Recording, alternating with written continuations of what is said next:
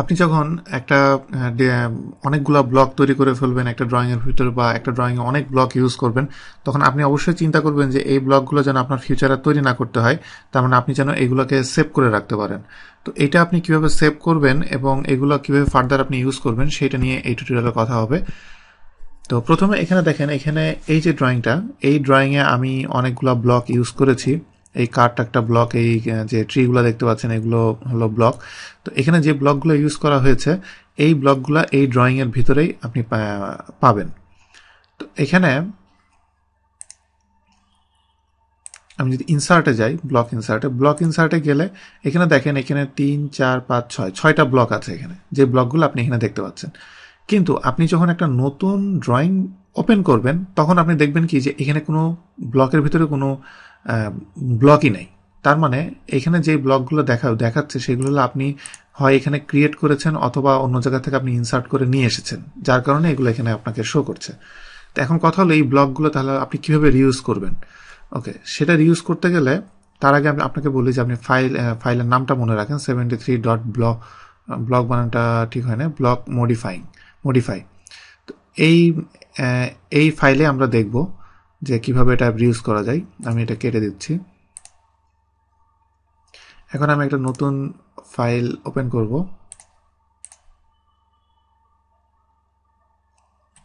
নতুন ফাইলটা ওপেন করার পরে আমি যদি স্ট্যান্ডার্ড ব্লক ইউজ করতে চাই, এটার অটোক্যাডের ভিতরে বিল্ট ইন অনেক ব্লক আছে। তো সেই ব্লকগুলো আপনি পাবেন ভিউয়ের ভিতরে। যে এখানে দেখেন ডিজাইন সেন্টারের ভিতরে এই সব ব্লকগুলো আপনি পাবেন। ডিজাইন সেন্টার আপনি এখান থেকে ক্লিক করে এনেবল করতে পারেন অথবা কন্ট্রোল টু ক্লিক করলে আপনি প্রেস করলে আপনি এটা পাবেন। তো এখানে দেখেন এখানে এটা আছে হলো যে অটোক্যাড, যে আপনি যেখানে ইনস্টল করবেন প্রোগ্রামের ভিতরে অটোডেস্ক, অটোক্যাড, এবং তারপরে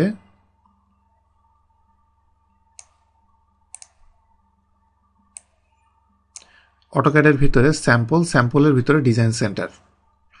এই যে ডিজাইন সেন্টার এইটার ভিতরে আছে হলো সব ব্লক। আমি যদি এটা ওপেন করি এখানে আপনি দেখবেন এটার ভিতরে অ্যাকচুয়ালি কিছু ড্রয়িং ফাইল ছাড়া আর কিছুই নেই।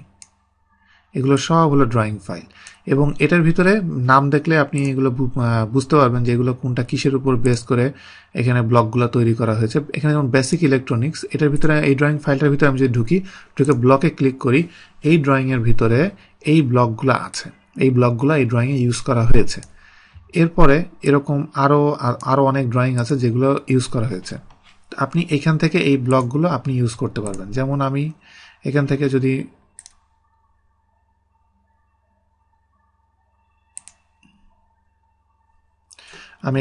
যেমন এই যে ব্যাটারি, এটা আমি চাপ দিয়ে ধরে এখানে এনে যদি ছেড়ে দিই তাহলে দেখেন যে এটা এই ব্লকটা আপনি পেয়ে গেলেন।